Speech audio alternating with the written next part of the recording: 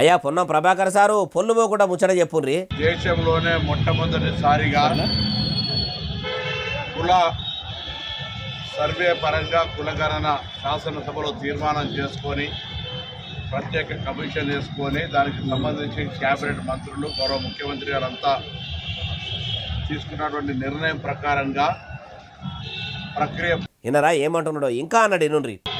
3వ తారీఖు ఈ కేటగిరైజేషన్కు సంబంధించి బీసీ కుల సర్వేకు సంబంధించినటువంటి సమావేశాలు ఏర్పాటు చేసుకొని 5వ తేదీ నాడు క్యాబినెట్ సంబంధించినటువంటి పేజ్ దానికి సంబంధించిన అన్ని రకాల అంశాలను జరిగినటువంటి పరిణామాలను చర్చ చేసుకోవడం జరిగిందని.